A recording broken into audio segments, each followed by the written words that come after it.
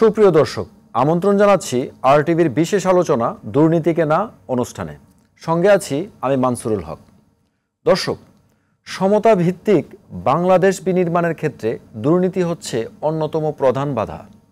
দুর্নীতির সঙ্গে বৈষম্যের একটি গভীর সম্পর্ক রয়েছে। দুর্নীতির কারণে সমাজে যেমন বৈষম্যের সৃষ্টি হচ্ছে, আবার বৈষম্যের কারণে দুর্নীতির সুযোগও তৈরি হচ্ছে। দেশে এমন একটি শ্রেণীর মানুষ রয়েছেন যারা অর্থনৈতিক, রাজনৈতিক কিংবা প্রশাসনিকভাবে প্রবল ক্ষমতার অধিকারী।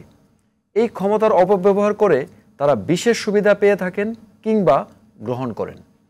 কিন্তু যাদের এমন ক্ষমতা নেই তারা সুবিধাবঞ্চিত হন। এর ফলে শিক্ষা, স্বাস্থ্য, কর্মসংস্থান সহ বিভিন্ন ক্ষেত্রে সুযোগের বৈষম্য তৈরি হয়।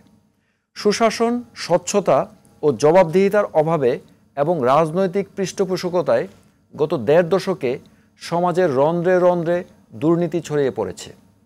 একটি বৈষম্যহীন সমাজ ও রাষ্ট্র ব্যবস্থা গড়ে তুলতে হলে এই দুর্নীতিকে সমূলে উৎপাটন করতে হবে বলে মনে করছেন বিশ্লেষকরা। এক্ষেত্রে কী ধরনের চ্যালেঞ্জ রয়েছে, করণীয় কী এবং কার কী দায়িত্ব রয়েছে তা নিয়েই আজ আমরা আলোচনা করব বিশেষ আয়োজন দুর্নীতিকে না অনুষ্ঠানে। আলোচনা করবেন সিনিয়র সাংবাদিক আবু সাঈদ খান এবং বৈষম্য বিরোধী ছাত্র আন্দোলনের নির্বাহী কমিটির সদস্য নাঈম আবেদিন। যাচ্ছি মূল আলোচনায়। জনাব আবু সাঈদ খান, শুরুতেই যদি বলি, আমাদের সমাজে দুর্নীতি প্রত্যেকটা পর্যায়ে ছড়িয়ে পড়েছে এবং এটা এক ধরনের দুর্যোগও বটে। এই জায়গাটায় যে একটা সংকট তৈরি হয়েছে, এই সংকট থেকে আমরা কিভাবে বের হতে পারি? প্রথমত দুর্নীতির কারণে আমাদের তো অর্থনীতি ফোকলা হয়ে গেছে। সেখানে দুর্নীতির মধ্য দিয়ে একটা ধনিক গোষ্ঠী তৈরি হয়েছে, লুটপাট করছে, লুটপাট করে দেশের টাকা পয়সা বিদেশে পাচার করে দিচ্ছে, পৃথিবীর বিভিন্ন জায়গায় তারা বাড়ি গাড়ি করছে। দেশের এই দুর্নীতির টাকা কিন্তু দেশেও থাকছে না। দুর্নীতির টাকা হুন্ডির মাধ্যমে বিভিন্ন অবৈধ পথে বিদেশে চলে যাচ্ছে। ফলে আমাদের অর্থনীতি ক্ষতিগ্রস্ত হচ্ছে, জনজীবনের মান নিচে নেমে যাচ্ছে। সাধারণ মানুষ দুর্নীতি করে কারা? উপরতলার মানুষরা, যারা প্রশাসনে আছে, যারা পুলিশে আছে, যারা রাজনীতিতে আছে, তারা দুর্নীতি করেন। কিন্তু সাধারণ মানুষ তো দুর্নীতি করে না কিংবা সুযোগও নেই। তো যে কারণে সাধারণ মানুষের অবস্থা দিন দিন খারাপ হয়ে যাচ্ছে। তারা তাদের ফসলের দাম পাচ্ছে না, তাদের বেতন বাড়ছে না, তাদের জীবন মান দিন দিন খারাপ হয়ে যাচ্ছে। তো এখান থেকে উত্তরণটা খুবই চ্যালেঞ্জের ব্যাপার। দুর্নীতিটা অনেকের ধারণা, অনেকে মনে করেন যে মানুষ ভালো হলে দুর্নীতি থাকবে না। এটা ঠিক না। এখানে সব কিছুর রাজা, সব কিছুর নিয়ন্ত্রক শক্তি হচ্ছে রাজনীতি। যে দেশের সমাজে রাজনীতি ঠিক হবে না, সেখানে দুর্নীতিও বন্ধ হবে না, তার অর্থনীতিও ঠিক হবে না, সমাজও সেখানে শৃঙ্খলার মধ্যে। আমরা এটা বলতে পারি যে দুর্নীতির রাজনৈতিক ব্যক্তিরাই কি দুর্নীতির মূল কারণ? দুর্নীতির জন্য রাজনীতিক এবং আমলাদের একটা নেক্সাস আছে, তারা মিলেমিশে করে আর কি। যদি রাজনীতি ঠিক থাকতো তাহলে আমলারা অনেকটা ঠিক থাকতো। আমলারা ঠিক থাকলে সেখানে ব্যবসায়ী এবং অন্যান্য যারা দুর্নীতি করে তারাও দুর্নীতি করতে পারতো না। এখানে বুঝতে হবে দুর্নীতির জন্য রাজনীতিক, আমলা এবং এক শ্রেণীর ব্যবসায়ী, তাদের মধ্যে একটা যোগ সাজস হয়, একটা নেক্সাস। এই নেক্সাসের মাধ্যমেই বড় বড় দুর্নীতিগুলো হয়। এইটা করতে পারলে সেখানে ব্যবসায়ী এবং অন্যান্য শ্রেণী তারাও আপনি তারাও দুর্নীতির পথ থেকে সরে আসবে। অর্থাৎ দুর্নীতির ক্ষেত্রটা, দুর্নীতির রাস্তাটা বন্ধ করে দিতে হবে। কিন্তু দুর্নীতির রাস্তা খোলা রেখে দুর্নীতি ওয়াজ নসিহত করে তো দুর্নীতি বন্ধ হবে না। এবং এইটা বন্ধ করার দায়িত্বটা হচ্ছে রাষ্ট্রের। রাষ্ট্রীয় কাঠামোটা এমনভাবে করা উচিত যাতে দুর্নীতি করার কোনো সুযোগ না থাকে। হ্যাঁ, সেখানে জবাবদিহি, স্বচ্ছতা, জবাবদিহি নিশ্চিত হওয়া দরকার। তাহলে দুর্নীতি ক্রমান্বয়ে কমতে থাকবে। জি জনাব নাঈম আবেদিন, সমাজে রন্ধ্রে রন্ধ্রে দুর্নীতি ছড়িয়ে পড়েছে এবং এটার সাফার হচ্ছে সাধারণ মানুষ। রাজনৈতিক ব্যক্তি বলি বা আমলা বলি বা ব্যবসায়ী বলি, সকল সিন্ডিকেট হচ্ছে এবং ক্ষতিগ্রস্ত হচ্ছে, একটু আগে বলেছি, সাধারণ মানুষ। তো এই যে ছড়িয়ে পড়া দুর্নীতিটা, এটা তরুণ সমাজ বা তরুণরা বা আপনারা কিভাবে দেখছেন, বা এটা থেকে আমরা কিভাবে বের হতে পারি? ধন্যবাদ। উনি যেটা বললেন যে দুর্নীতির আসলে সাধারণ মানুষ, রিক্সাওয়ালা, শ্রমিক, ওরা তো দুর্নীতি করে না। দুর্নীতি মেনলি তিনটা শ্রেণী করে। একটা হচ্ছে সরকারি বড় বড় চাকরিজীবীরা, আমলারা, একটা হচ্ছে রাজনীতিবিদরা, আর তাদের সাথে লিয়াজু করে চলে হচ্ছে ব্যবসায়ীরা। এই তিনটা শ্রেণী হচ্ছে দুর্নীতির মূল আখড়া। তো এখন বিষয়টা হচ্ছে আমরা সবসময় ফোকাস রাখি উপরের দিকে, যে উপরের দিকে রশিটা টান দিয়ে ধরবে, কিন্তু বিষয়টা কিন্তু একটু ডিফারেন্ট। আমাদের ধরতে হবে একদম তৃণমূলে গোড়ায় দুর্নীতি কারা করে। যেহেতু প্রথমে বলেছি রিক্সাওয়ালারা দুর্নীতি করে না বা শ্রমিকরা দুর্নীতি করে না, দুর্নীতি করে না আপনি, দুর্নীতি করি আমি। আমরাই দুর্নীতি এথিক্সের কথা বলি, আবার একটা সময় আর সুযোগ পেলে আমরাই দুর্নীতি করি। অর্থাৎ যে শিক্ষিত সমাজ বা রাজনৈতিক যে শ্রেণীটা আছে তারাই কিন্তু ভবিষ্যতে দুর্নীতিবাজ হয়ে ওঠে। এই বিষয়টা আমাদের ধরতে হবে যে তরুণরা বা যে প্রজন্মরা এরা কিভাবে দুর্নীতিবাজ হয়ে উঠছে, এই বিষয়টাতে আমাদের খেয়াল রাখতে হবে। আপনি দেখেন আমাদের যে এডুকেশন সিস্টেম, সেখানে আমাদের যে পড়াশোনার যে ব্যবস্থা, আমার এখনো পর্যন্ত খেয়াল আসছে না যে আমার যতগুলা সাবজেক্ট ছিল, যতজন টিচার ছিল, হাতে গুনে এক দুইজন বাদে অন্য কেউ আমাকে কখনোই শিখায় নাই যে কিভাবে দুর্নীতিটা হয় বা কি করলে কিভাবে তুমি তোমার জীবনে গড়ে উঠলে যে তুমি ভবিষ্যতে একজন দুর্নীতিবাজ হয়ে উঠবা না। মানে আপনি বলছেন যে নৈতিক শিক্ষার যথেষ্ট পরিমাণ অভাব রয়েছে। আমরা একাডেমিক শিক্ষাটাকে এতটাই প্রাধান্য দেই বা আমাদের পারিবারিক এক্সপেকটেশন এবং সামাজিক এক্সপেকটেশনই কিন্তু আমাদেরকে একটা বড় অ্যাম্বিশন আমাদেরকে করে যে আমাদের এটা হতে হবে, আমাদের ওই প্যারামিটারটা ধরে দেয়, এখানে আমাদের যেতে হবে। বাট তারা আমাদেরকে যে ওয়েটা সেটা আমাদেরকে গাইড করে না। তারা যে আমাদেরকে মোরালিটির যে জায়গাটা, সেই জায়গাটা আমাদের শক্ত না। যার কারণে আমি এখন খুবই এথিক্সের জায়গা থেকে বিপ্লবী চেতনা নিয়ে খুব বলছি যে না আমি দুর্নীতি সব বন্ধ করে দেবো, কিন্তু একটা পর্যায়ে গিয়ে দেখা যায় ওই ছাত্রনেতারাই ভবিষ্যতে প্রবীণ হয়ে কিন্তু দুর্নীতিবাজ হয়ে ওঠে। তো আমাদের এই জায়গাটায় ধরতে হবে যে শুধুমাত্র দুর্নীতি রাজনীতিবিদরা রাষ্ট্র সব নির্মূল করে দিবে এটা বললে হবে না। আমাদের সমস্যা হচ্ছে শিক্ষায়, নৈতিক এবং একাডেমিক শিক্ষাকে যখন আমাদের বোঝাপড়ায় নিয়ে আসা যাবে, একদম সামাজিক প্রেক্ষাপটে পরিবার পেয়ার প্রেশার হতে শুরু করে সব জায়গা থেকে যখন আমরা দুর্নীতি কেন হয় এই বিষয়টা আমরা গ্রুম করব, সোশ্যালাইজেশনের জায়গাটা যখন ঠিক হবে একমাত্র তখনই আপনি সামগ্রিকভাবে একটা জাতি গড়ে তুলতে পারবেন যারা এই দুর্নীতির বিরুদ্ধে দাঁড়াবে, গণজাগরণ তৈরি করবে। জি জি, ধন্যবাদ জনাব আবু সাঈদ খান। অ্যাকচুয়ালি আমরা বলছি যে রাজনৈতিকরা দায়ী এর জন্য, দুর্নীতির জন্য, আবার কেউ বলছে আমলারা দায়ী, কেউ বলছে ব্যবসায়ীরা দায়ী। তো অ্যাকচুয়ালি কোন পক্ষের ব্যর্থতার কারণে এই দুর্নীতি লাগামহীনভাবে আমাদের সমাজে ছড়িয়ে পড়ছে? ব্যর্থতাটা অ্যাকচুয়ালি কার? আমি আগে বলেছি রাজনীতির ব্যর্থতা। রাজনীতি ঠিক না, রাজনীতি তো সমাজকে পরিচালনা করবে, সঠিক পথে পরিচালনা করবে, তারা অর্থনীতিকে চাঙ্গা করবে, তারা দুর্নীতি কমিয়ে আনবে। এর জন্য একটা রাজনৈতিক প্রোগ্রাম দরকার।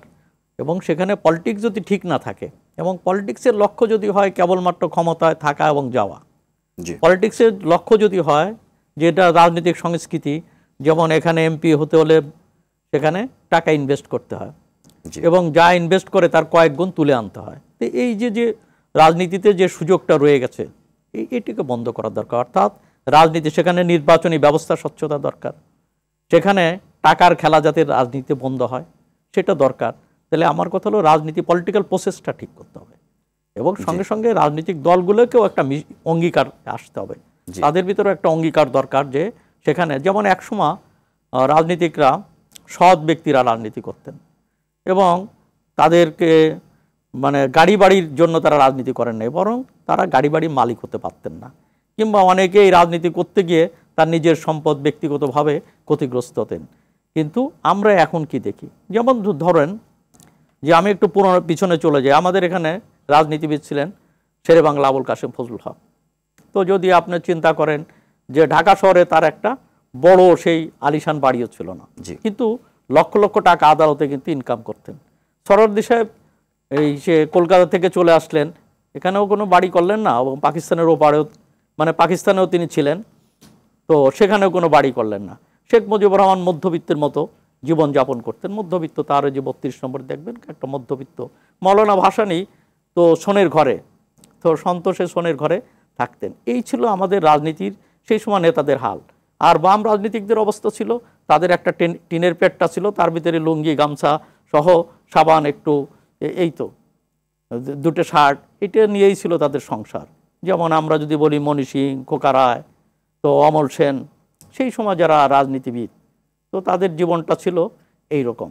কিন্তু এখন আমাদের রাজনীতিটা হচ্ছে ভোগবাদী রাজনীতি, অর্থাৎ রাজনীতির মধ্য দিয়ে একটা ভোগ করা, ত্যাগ না, ত্যাগের রাজনীতিটা পরিবর্তন হয়ে গেছে ব্রিটিশ আমলে, এমনকি পাকিস্তান আমলেও এবং স্বাধীনতা উত্তরকালেও ত্যাগের রাজনীতি ছিল, এখন সেটা ভোগের রাজনীতি, ভোগবাদীরা দখল করে নিয়ে গেছে। এবং রাজনীতি হচ্ছে সমাজে অর্থ কামাইয়ের একটা পথ অবলম্বন, যে কারণে এখানে টাকা দিয়ে এমপি হয়, নমিনেশন ক্রয় করে, খরিদ করে, নমিনেশন খরচ করে, তারপরে এটা করে সে আবার টাকা ব্যয় করে। আপনার সাথে একটু অ্যাড করি যে গত 15 বছর আমরা দেখেছি যে সকল রাজনীতিবিদরা দুর্নীতিকে বন্ধ করার জন্য কার্যক্রম গ্রহণ করবে, ঠিক তারাই দুর্নীতির সাথে জড়িয়ে আরো দুর্নীতিকে মহা উৎসবে পরিণত করেছে।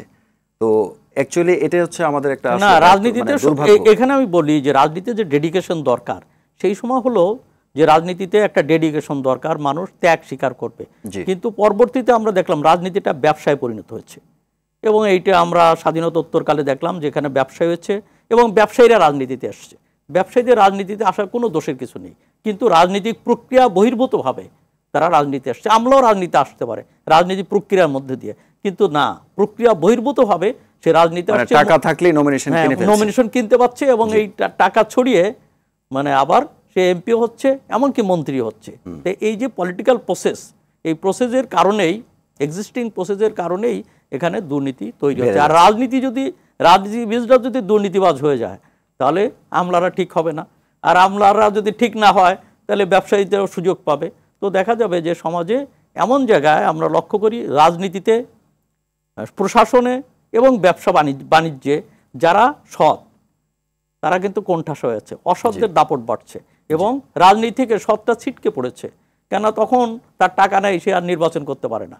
তাহলে টাকা ছাড়া লোকেরা, টাকা ছাড়া সে তার নিজস্ব যোগ্যতা এবং ত্যাগ এর মহিমায় নির্বাচিত হবে। যতক্ষণ পর্যন্ত সেই ব্যবস্থা না হবে ততদিন পর্যন্ত কিন্তু এই দুর্নীতিমুক্ত রাজনীতিও হবে না, সমাজও গড়ে উঠবে না। জনাব, বর্তমানে তো রাজনৈতিক সরকার না, এটা অন্তর্বর্তীকালীন সরকার। তো এই সরকারের কাছে আপনার কি প্রত্যাশা, যে কি স্ট্রাকচার করলে ভবিষ্যতে কোনো রাজনৈতিক ব্যক্তি এসে কোনো রকম কোনো দুর্নীতি জড়াতে পারবে না? সেক্ষেত্রে বর্তমান সরকারের কাছে আপনার আবেদন কি? সরকার কিছুগুলো করতে পারে, কিছু, যেমন সরকারের কতগুলো কমিশন আছে, তো সেই একটা হচ্ছে যেমন নির্বাচন কমিশন।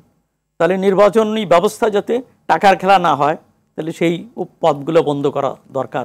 যে এখানে টাকার খেলাকে কিভাবে বন্ধ করবে, কিংবা প্রচার এর ক্ষেত্রে আমরা যদি বলি যেখানে বিরাট বিরাট জনসভা হয়, কি দরকার জনসভা বন্ধ করে দেই, টিভির পর্দায় ক্যান্ডিডেট এসে আলোচনা করুক, আলোচনা করে কে যোগ্যতা জনগণ বুঝতে পারবে।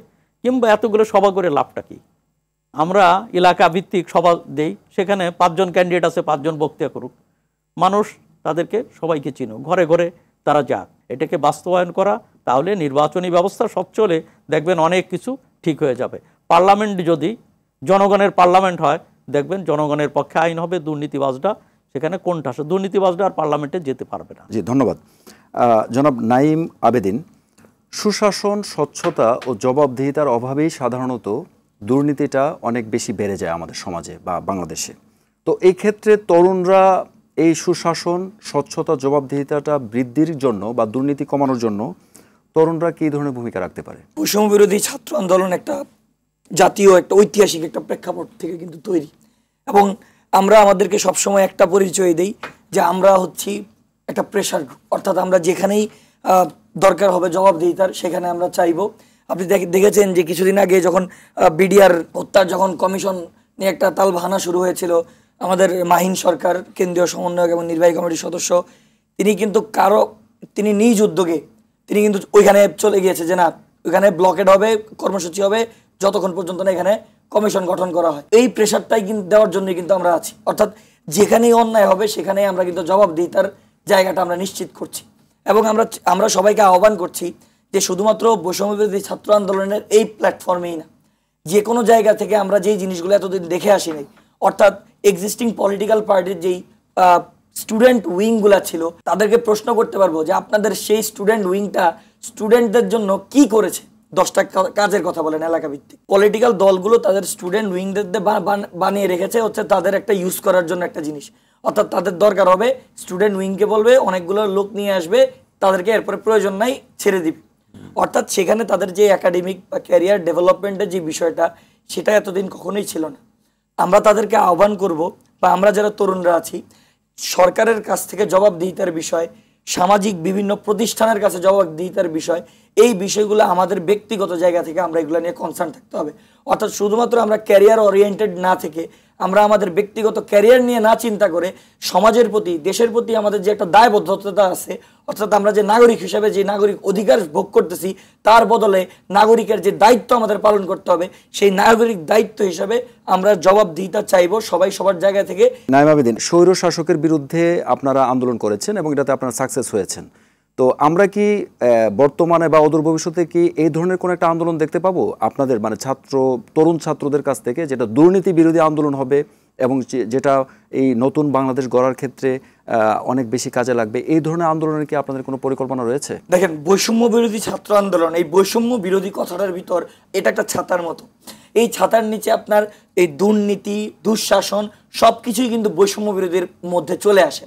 অর্থাৎ আমরা যখনই সমাজের বৈষম্যের বিরুদ্ধে কাজ করব, সেখানে আমরা দুর্নীতির বিরুদ্ধে কাজ করব, দুঃশাসনের বিরুদ্ধে কাজ করব, সুশাসনের পক্ষে কাজ করব, জনগণের মানবাধিকার নিয়ে কাজ করব, সকল কিছু নিয়ে কাজ করব। এর জন্য আলাদা করে কোনো আন্দোলন প্রয়োজন নেই, কোনো কিছু প্রয়োজন নেই। শুধুমাত্র আমরা দুর্নীতিতে যে একটা মেইন ইস্যু, এই ইস্যু নিয়ে আমরা সবসময় কনসার্ন। এবং দুর্নীতি দমন কমিশন হয়েছে, তো তারা প্রস্তাবনা দিয়ে তারা নতুন করে কি উদ্যোগ নেয় সেটার জন্য আমরা অপেক্ষা করছি। তারপরে আমরা আমাদের নতুন ভূমিকায় যাব। যদি আমাদের মনে হয় যে না, তারা দেশে দুর্নীতি কমাতে পারছে না বা সেই অনুযায়ী তাদের ক্যাপাবিলিটি তারা দেখাতে পারছে না, তখন আমরা সেটা নিয়ে আবার। জি জি, ধন্যবাদ। জনাব আবু সাঈদ খান, আমরা একটু আগে আলোচনা করছিলাম, আপনিও বলছিলেন যে দেশের রাজনীতিবিদদের একটা ভূমিকা রয়েছে দুর্নীতিকে চাঙ্গা করার জন্য বা দুর্নীতিকে উৎসাহী করার জন্য। তো আবার এটাও দেখছি যে দুর্নীতিবাজ যারা, তাদের মধ্যে রাজনীতিবিদ, আমলা এবং ব্যবসায়ীরা মিলে একটা চক্র গড়ে উঠেছে এবং আমরা সিন্ডিকেটও বলি। তো এই সিন্ডিকেট বা চক্রটা ভাঙার উপায় কি? ভাঙতে পারে জনগণ। যেমন জনগণের একটা অগ্রণী অংশ ছাত্র সমাজ, যারা ভাষা আন্দোলন করেছে, মুক্তিযুদ্ধে যারা অষ্টতে যুদ্ধ করেছে, 90-এর গণ অভ্যুত্থান করেছে এবং 24-এর অভ্যুত্থানে, জুলাইয়ের অভ্যুত্থানে তারাই অগ্রণী ছিলেন, কাণ্ডারি। ছাত্ররা এই দুর্নীতিকে না বলতে পারে, সর্বদাই তারা দুর্নীতির বিরুদ্ধে, যেখানে দুর্নীতি তার প্রতিবাদ তারা গড়ে তুলতে পারে। দুর্নীতিবাজদেরকে বয়কটের জন্য তারা আন্দোলন গড়ে তুলতে পারে। তো ঘোষণা দিয়ে আন্দোলন হবে তা না, সার্বক্ষণিকভাবে তারা বিভিন্ন আন্দোলনের মধ্যে থাকতে পারে। আর দুর্নীতিটা তো একটা দুর্নীতির সংস্কৃতি তো হয়েছে। যেমন দুর্নীতিবাজ, একটা ধরুন যে একজন দুর্নীতিবাজ লোক লুটপাট করে টাকার মালিক হয়েছে, মানুষ তাকে ঘৃণা করে না, কিন্তু তাকে সালাম দেয়। তাহলে দুর্নীতিবাজদের ভিতর ঘৃণার মানুষ করছে না। তাহলে সংস্কৃতি কি হচ্ছে, যে দুর্নীতিবাজদেরকে বরদাস্ত করতেছে, দুর্নীতিবাজদেরকে সুযোগ করে দিচ্ছে। কেন? দুর্নীতিবাজদের ভোট দেয়, দুর্নীতিবাজদেরকে সামাজিক মর্যাদা দেয়। এবং এই জন্য আমাদের সাংস্কৃতিক পরিবর্তনও দরকার। এবং সেই সাংস্কৃতিক পরিবর্তনের জন্য ছাত্র সমাজ ভূমিকা পালন করতে পারে। এখানে দুর্নীতির বিরুদ্ধে আমাদের সংস্কৃতি, আমাদের একটা জাগরণ, জনজাগরণ আসতে পারে। এই ধরনের যদি একটা ঘৃণা তৈরি হয় দুর্নীতিবাজদের বিরুদ্ধে, এবং সেই কাজটা কিন্তু দুর্নীতির শিকড়টা উপড়ে ফেলতে পারে। এইটা হলো সচেতনতার জায়গা। দুটো জিনিসই, রাজনীতি ঠিক হতে হবে, এখানে আন্দোলন থাকতে হবে, এবং সঙ্গে সঙ্গে জনগণেরও সচেতনতা, রাষ্ট্রীয় কাঠামো থাকতে হবে। হ্যাঁ, সেইটা তো আইনগত যেটা আছে, দুদক ইত্যাদি, যেমন আমাদের যে কাঠামোগুলো আছে সেগুলো কার্যকর না। এই সময় দুর্নীতিবাজদেরকে অনেক সময় আমরা দেখেছি যে সার্টিফিকেট দিয়ে দেয়। এমন আছে যে প্রশাসনের ছত্রছায়ায় দুর্নীতিবাজরা আশ্রয় পাচ্ছে। এমনকি আমাদের দুদক এবং অন্যান্য প্রতিষ্ঠানগুলো দুর্নীতিবাজদেরকে ধরছে না। অনেক সময় দেখা যায় যে দল ক্ষমতায় থাকে, এখন না অন্তর্বর্তী সরকার, সেই দলের দুর্নীতিবাজরা কিন্তু তাদের লাইসেন্স আছে, তারা গ্রেফতার হয় না। কেবলমাত্র যখন তারা বিরোধী দল হবে তখন তারা গ্রেফতার হবে। তাহলে কখনো ক্ষমতাসীন দলের দুর্নীতিবাজদেরকে কখনো ধরা হয় না, কিন্তু দুর্নীতির সুযোগটা তো ক্ষমতাসীন দলেরই। এবং দুর্নীতিবাজদের আমরা কি দেখি, যে দল ক্ষমতায় আসে সেই দলের ছাতার নিচে চলে যায়। এই জন্য দলগুলোকেই করতে হবে, এবং কার্যকরভাবে দুর্নীতিদেরকে আশ্রয় প্রশ্রয় দেওয়া যাবে না। বিএনপি হ্যাঁ কিছু কিছু বিচার করছে, আমরা জানি কিছু কিছু দুর্নীতিবাজদের তারা দল থেকে বহিষ্কার করছে, কিন্তু কোনো ক্রমেই দুর্নীতি যেন রাজনীতিতে প্রবেশ করতে না পারে, দুর্নীতিবাজরা প্রবেশ করতে না পারে।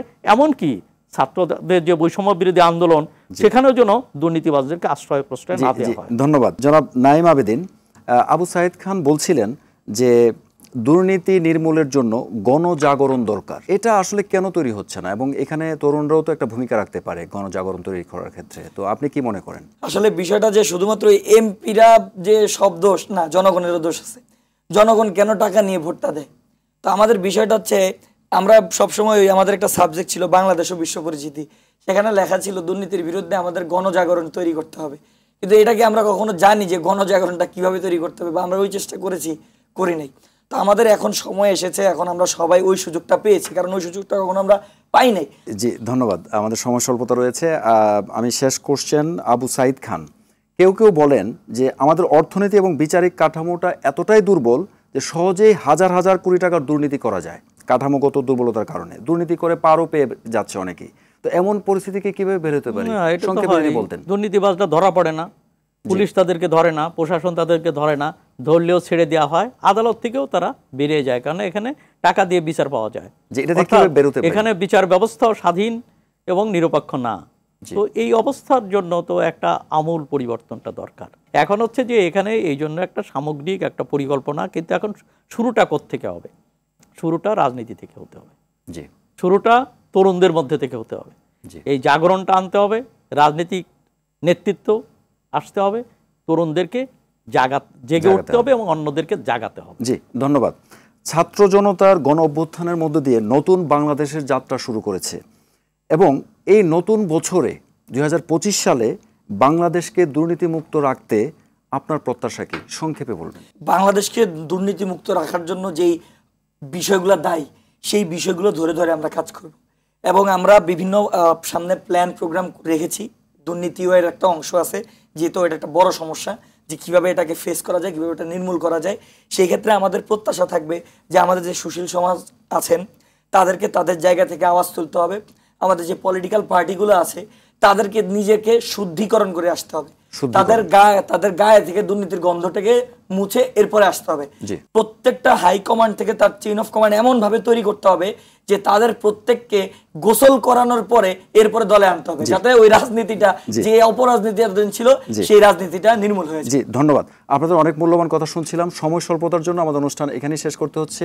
অনুষ্ঠানের সঙ্গে থাকার জন্য আপনাদেরকে ধন্যবাদ। দর্শক, আজ এ পর্যন্তই। সবাই ভালো থাকুন, সুস্থ থাকুন, আর টিভির সঙ্গেই থাকুন। সবাইকে ধন্যবাদ।